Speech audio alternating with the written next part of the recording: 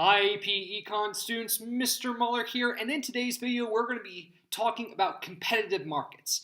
Now that in our last video we talked about a lot of the terms when it comes to how to run a business, things like marginal costs, average total cost, average variable cost, average fixed cost, a lot of those technical terms, and once we've understood that the goal of a firm is to make a profit, and that can change in actions over the short run, the long run, now let's look at the different types of markets that firms can be in. So this one is going to be a purely competitive market. Now, a short note, and you're going to see this on the next couple of videos when we look at different types of markets. The market structures noted here are idealistic, and very few real markets actually operate like this perfectly. But there are some aspects of how markets work in society that do operate like this. So even though this doesn't work in the entire economy, there are aspects of this market that do exist in different countries. So, hope you're excited. I'm excited. Let's get started. So the first thing we got to talk about is how do competitive markets work and what are they? In competitive markets, you have a situation where there are similar goods and many participants. So there's a very highly competitive market. There's a lot of stores all selling very similar things and a bunch of people all buying those particular goods. Now in that case, buyers can find low prices because the firms are price takers. They can't influence the price of those goods because if let's say I'm working at a store that sells fabric and there are 20 other fabric stores right around me, if I bump up my prices, well, then no one's going to buy from me because they're going to get better prices just across the way. And so that's going to force me to bring my prices down. So in this particular case with the competitive markets, firms are price takers because they have a small share of the market. It's also very easy to enter the market. In a competitive market, all I have to do is get enough capital to start and I can enter in. There's not a bunch of obstacles in terms of how much money I have to spend or what connections do I have or what approvals do I need to have to enter into that market. It's easy to enter and it's easy to exit. And competitive markets normally create the most benefit to society because it maximizes consumer surplus and producer surplus because in this case, equilibrium is hit between supply and demand. So producer and consumer surplus is equal, as we were talking about when we introduced consumer and producer surplus. Some examples are things like the stock market. Easy to create a publicly traded company. You go into the stock market and you're a price taker because there are so many other firms that are selling products that can be similar to yours. A farmer's market where a bunch of people are all selling vegetables. Souks, if you're from different parts of the world, you know what souks are, where you have all of one particular type of store all together in one section. Or online ticket auctions if you're trying to go to a concert and you're seeing all these people selling tickets for one particular concert. They can't jack up the price if you can get 2 rows back and spend 100 less JD or dollars or euros. So those are examples of competitive markets, and those things are in society. So that's how you can see competitive markets working. So some characteristics that I've already mentioned. You have a lot of sellers, all very similar products, free entry and exit, price taking, and every firm is small. So those are the situations that you're going to see in competitive markets. So how does businesses in a competitive market maximize their profits? So how should they be operating if you're in one of these situations? Now again, your firm's revenue, combining that with its cost, determine how much profit the firm makes. So you take your revenues and then subtract your costs. That's how you figure out how much profit you've made. Now, in a competitive market, you have to consider something called marginal revenue. And the idea with marginal revenue is you're always trying to figure out how much extra revenue you're going to receive with one additional unit or one additional house that you do their laundry for or one additional house that you clean or one additional car that you fix. So you're always trying to figure out how much more am I going to receive from that. Now, the way you maximize profits in a competitive market is when your business has a quantity of output that equates your marginal revenue and marginal costs. So you want your marginal revenue to equal your marginal costs. And it's strange because you think, wait, well, there's no profit opportunities. But again, you're still making money with your revenue, but your revenue is equating your costs. Usually those costs include your external and internal costs as well. But when your revenue equals your cost, you can keep operating. because you're getting a wage, you're covering all of your costs, so you keep operating. And that's how it works in a competitive market. And because it takes a long time to know total profit when you maximize your explicit and implicit costs, this is why firms in a competitive market use the profit maximizing rule. So let's look at an example here. So now this original example in the textbook is looking at snow plows using an episode of The Simpsons, which I'm pretty sure a lot of you don't watch The Simpsons. And since I'm teaching in an area of the world that doesn't really get snow very much, I'm not going to use that example. So let's use Mr. Plow and say this is a house cleaning service. You go to people's houses, you clean it. So a couple things we have to look in this cost schedule. So this is our quantity column, so how many houses I clean. This is how much revenue I'm making per house. So if you're noting, the marginal revenue per each house that this company cleans is 10 JD or $10 or 10 euros. So for every house they clean, they get another 10 JD or euros or dollars in profit. And so the marginal revenue is staying consistent because that's how the change in the total revenue. So that's where the market revenue comes from, because it's the change in total revenue. Now notice, if this business doesn't clean any houses, they still have costs because they still have to pay for their employees, they still have to pay for all the supplies, the rent for the business you have to own, the telephone lines, your internet, insurance, taxes, all of that. Now, as you clean more houses, you have more costs because you have travel, travel costs to keep in mind, your transportation. But notice that the total profit is constantly going up. It's negative, and then all of a sudden it starts going positive. Remember, this is the law of marginal cost. Your costs are eventually going to go down as you add more units of output. But if you notice, the costs are eventually going to start going up again. So you can see that here with the marginal cost. Now again, in a competitive market, you want marginal revenue to equal marginal cost. You want to have zero profits taken in consideration. So to get a total profit, you take the total revenue minus the total cost, and here's where it is. So what you're looking for is the change in profit. So you find out where marginal revenue, which is 10 all around, equates the marginal cost, which is 10. So you have a zero change in profit. Well, wait a second, Mr. Mall. Why don't they stop here? Why don't they do 6? Because, hey, they have a little bit of change in profit. No, because if you did one more house, you're actually bringing in more profit. So you keep going until your cost equals your revenue. That's how you work in a competitive market. Now, how this looks in a graph is this. So this is a little confusing, so let's talk about what we're looking at here. First, we have our marginal revenue. Because you're only getting the same revenue per quantity of houses you look at, so here's your quantity, it stays in a horizontal line. Your marginal costs, again, your marginal costs will go up over time, and your average total costs will go up over time. So your maximum profit for a competitive market is where your marginal revenue is equaling your marginal costs. So this is what that looks like in a graph. So that's point A. Now, if we're looking at profit, I just want to note one thing, and the wording's a little confusing. So I actually took a screenshot of the text, and I'm just going to show it to you, and I just want you to read it because it's explaining how we get this profit section and how this is calculated. So just read this, pause it, take a second, note any questions that you have, and we're going to touch base on this in class. But this paragraph explains that graph better than I would, so that's why I took this text in here. So just pause it, take a look at it, note any questions, highlight any things you think are important, and let's move on.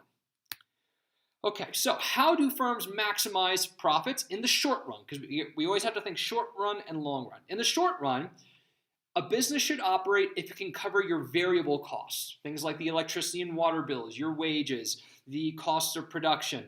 And the reason why you do that and not your total cost is because you have your fixed costs that are constantly running.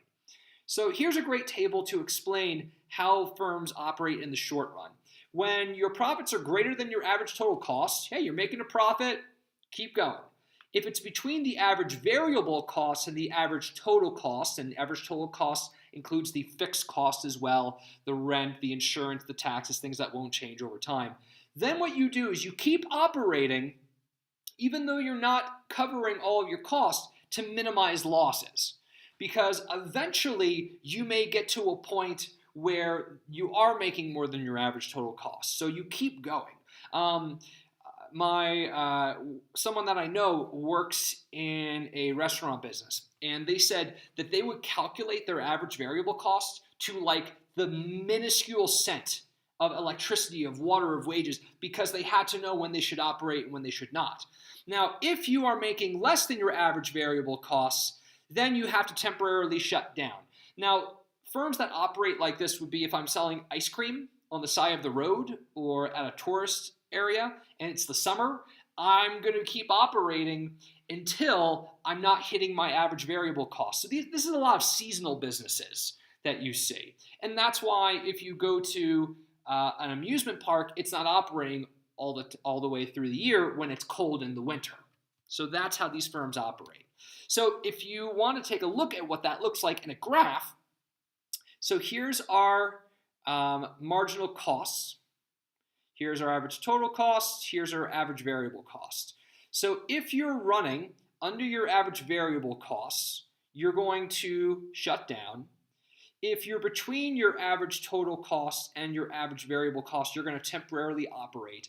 And if your profit's above the average total cost, that's where you're going to keep operating and you're making a profit, which is great. So, in the short run, businesses should operate if you can cover your variable costs, even though you're running at a loss, because you're considering your fixed costs as well. Now, in the long term, as long as you make more than your total cost, because remember, in the long term, there are no fixed costs. Everything is variable because you can negotiate your rent, insurance, taxes, things like that. So as long as you're making more than your total cost in the long term, you're going to stay open. Whereas if you're not, you're going to close because you're operating at a loss and there's no way you can stay open. So here's what that looks like in this particular graph. So this is a short run curve. Right? So if it's under the average variable cost, you close. Under your average total cost, in between your average variable cost, you temporarily stay open. And up here, over your total cost, you stay open. So this is what happens in the long term. Because remember, there is no average variable cost anymore. There's just average total cost. So you operate as long as you are making a profit. If you're not, you're going to be closing. So the long run supply curve, which is SLR right here, long run supply curve, and the marginal cost curve are going to be equivalent when the price is above the minimum point on the average total cost curve. I wrote this down because it's a little confusing. Below that point, the firm shuts down. So if the average total cost per quantity of whatever you're making is $2.50 and you're making less than that on average, you're going to be closing. So you also have to, in a competitive market, businesses encounter something called sunk costs, which is just, hey, we made a horrible mistake and we're never making that money back and we need to just give it up. There's a fallacy called the fallacy of the sunk cost, which let's say you're gambling and you're doing really poorly at gambling and you've lost 100 JD or 100 euros or $100. The fallacy is, no, I've lost this. I have to keep spending to make it back. Sometimes you just have to say it's a sunk cost and I'm walking away. And that's why people who are addicted to gambling can lose everything because they just feel if I can just keep going, I can make it back up. It's a fallacy. Don't do that. So if you ever get into gambling, which I don't necessarily recommend, just don't run into that fallacy. Economists focus on your marginal value, not your sunk cost. So in the long run, here's your criteria. We've already talked about this a few times. So let's look at how supply curves look in these markets. So in the long term, businesses or firms in a competitive market are always looking for signals. What's the market looking like in the future? Are we going to be making profits or are we going to be making losses? So this is, again, if you're in a tourist area that only operates seasonally. So let's say you're operating an ice cream store on the beach. Well, you're going to be looking at the temperatures coming up in the next couple of weeks or months to figure out if people are going to be coming and if you should be operating. You're always looking for signals. And this will cause firms to enter or exit the market. So, for instance, when digital currency, cryptocurrency became a big thing, you saw all of these new cryptocurrencies start to pop up because the signals were people are investing in it. That's how a competitive market works.